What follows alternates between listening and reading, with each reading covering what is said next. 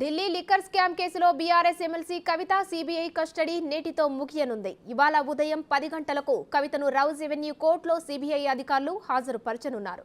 తిహార్ జైల్లో జ్యుడిషియల్ కస్టడీలో ఉన్న కవితను ఈ నెల 6వ తేదీన సీబీఐ విచారించింది.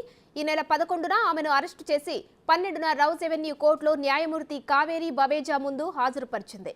కోర్టు అనుమతించడంతో ఆమెను కస్టడీలోకి తీసుకుని సీబీఐ అధికారులు విచారించారు.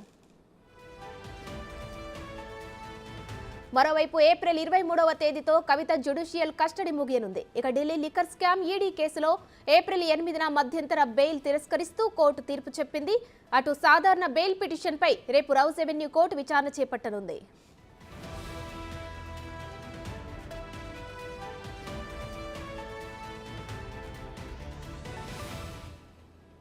ఢిల్లీ లిక్కర్ స్కామ్ లో కవిత ఈడీ పిటిషన్ ఇవాల్టితో ముగియనుంది. ఇవాళ కోర్టులో హాజరుపరచనున్నారు. దీనికి సంబంధించి మరిన్ని డీటెయిల్స్ మా ప్రతినిధి ఢిల్లీ నుంచి శివ లైవ్ లో అందిస్తారు. శివ, చెప్పండి, ఇవాల్టితో సిబిఐ విచారణ ముగియనుంది. కవితది ఇవాళ కోర్టులో హాజరుపరచనున్నారు. మరికొన్ని రోజులు కూడా కస్టడీకి అడగాలని కూడా భావిస్తున్నట్టు ఉంది. మరి దీనిపై అప్డేట్స్ ఏంటి? ఢిల్లీ లిక్కర్ స్కామ్ సిబిఐ కేసులో కవితను 3 రోజుల క్రితం సిబిఐ అధికారులు అదుపులోకి తీసుకున్నారు. నేటితో సిబిఐ కస్టడీ కూడా ముగియబోతోంది. ఉదయం 10 గంటలకు రౌజ్ ఎవెన్యూ కోర్టులో కవితను హాజరుపరచబోతున్నారు సిబిఐ అధికారులు. ప్రెసిడెంట్ సీజీఓ కాంప్లెక్స్లో సిబిఐ కార్యాలయంలో ప్రెసిడెంట్ కవిత ఉన్నారు. 3 రోజుల పాటు, అంటే నిన్న మొన్న 2 రోజుల పాటు విచారించారు. ఈరోజు వెళ్లే ముందు కూడా కవితను విచారించే అవకాశం కనిపిస్తోంది. 10 గంటలకు కావేరీ బవేజ ముందు హాజరుపరిచిన తర్వాత మరికొన్ని రోజులు సిబిఐ కస్టడీ కోరే అవకాశం అయితే కనిపిస్తోంది. మార్చి 15వ తేదీన Delhi liquor scam money laundering కేసులో ఈడీ అరెస్ట్ చేసింది. అరెస్ట్ చేసిన తర్వాత జ్యుడిషియల్ కస్టడీకి తరలించారు. తర్వాత జ్యుడిషియల్ కస్టడీలో తిహార్ జైల్లో ఉండగానే కవితను సిబిఐ అధికారులు కోర్టు పర్మిషన్తో ఏప్రిల్ 6వ తేదీన విచారించిన తర్వాత 11వ తేదీన అరెస్ట్ చేశారు. 12వ తేదీన రౌజ్ ఎవెన్యూ కోర్టు హాజరుపరిచిన తర్వాత 3 రోజుల సిబిఐ కస్టడీ తీసుకున్నారు. అంటే 15వ తేదీ వరకు, ఈ రోజు వరకు కస్టడీ ఇచ్చారు. ఈరోజు 10 గంటలకు సిబిఐ కార్యాలయం నుంచి రౌజ్ ఎవెన్యూ కోర్టులో హాజరుపరచబోతున్నారు. అయితే నిన్న మొన్న కవితను కీలకంగా ఢిల్లీ లిక్కర్ స్కామ్కి సంబంధించి మీ పాత్ర ఏంటి, అసలు ఢిల్లీ లిక్కర్ పాలసీలోకి మీరు ఏ విధంగా వెళ్ళారు, ఎవరైనా ప్రోద్బలంతో వెళ్ళారా, ఎవరైనా ఆహ్వానించారా, మీ సొంత నిర్ణయాలతోనే ఢిల్లీ లిక్కర్ పాలసీలో ఢిల్లీలో లిక్కర్ వ్యాపారం చేయడానికి వెళ్ళారనే దానిపై కూడా ప్రధానంగా మొదటి రోజు కవితను ప్రశ్నించినట్టుగా తెలుస్తోంది.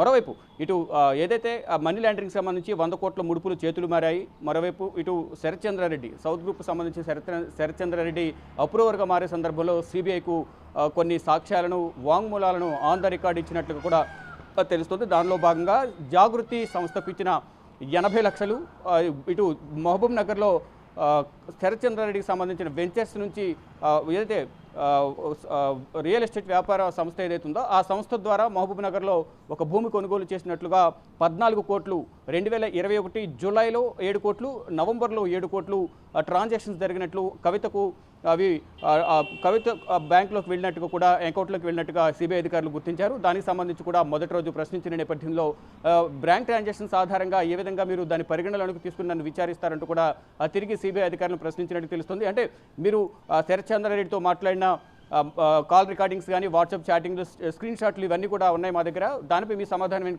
అడిగిన నేపథ్యంలో ఇవన్నీ మ్యానిపులేటెడ్ అంటూ కూడా కవిత కొట్టిపారేసినట్లు కూడా విశ్వసనీయ వర్గాల నుంచి అయితే మనకు సమాచారం అవుతుంది. శివ, అలాగే కవితను అలాగే కేజ్రీవాల్ను కలిపి కూడా విచారించాలని సిబిఐ భావిస్తోంది. ఇది ఎప్పుడు జరిగే అవకాశం ఉంది? రైట్, ఈరోజు కస్టడీ ముగియడంతో మరి కాసేపట్లో, అంటే 9గా, ఇప్పుడు ఆల్రెడీ 9గా వస్తుంది కాబట్టి 10 గంటలకు రౌజ్ ఎవెన్యూ కోర్టులో న్యాయమూర్తి కావేరీ బవేజ ముందు హాజరుపరిచిన తర్వాత మరో 3 రోజులు సిబిఐ 3 నుంచి 5 రోజులు సిబిఐ కస్టడీ కోరే అవకాశం కనిపిస్తుంది. మరోవైపు అరవింద్ కేజ్రీవాల్ జ్యుడిషియల్ కస్టడీ కూడా, Delhi liquor scam ED money laundering కేసులో judicial custody Arvind కేజ్రీవాల్తో ముగియబోతుంది.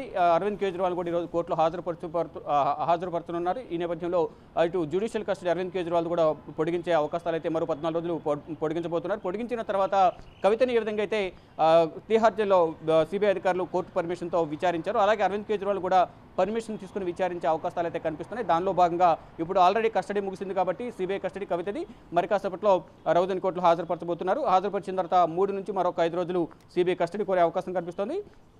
At the same time judicial custody పొడిగించిన తర్వాత అరవింద్ కేజ్రీవాల్ కూడా తిహార్ జైల్లో సిబిఐ అధికారులు విచారించేందుకు కోర్టు పర్మిషన్ తీసుకుని విచారించిన తర్వాత అరెస్ట్ చేసే అవకాశాలు ఉన్నట్లు కూడా సిబిఐ వర్గాల నుంచి అయితే సమాచారం అవుతుంది. ఒకవేళ సిబిఐ కూడా కస్టడీలోకి తీసుకుంటే కనుక కవిత కూడా సిబిఐ కస్టడీలో ఉంటారు కాబట్టి ఇద్దరిని కూడా గతంలో ఏ విధంగా అయితే ఈడీ కస్టడీలో ఉన్న సందర్భంలో కవితను అలాగే అరవింద్ కేజ్రీవాల్ని విచారించారో ఇలా సిబిఐ కస్టడీలో తీసుకున్న తర్వాత కూడా విచారించే అవకాశాలు కనిపిస్తున్నాయి. Uma, right, thank you Shiva.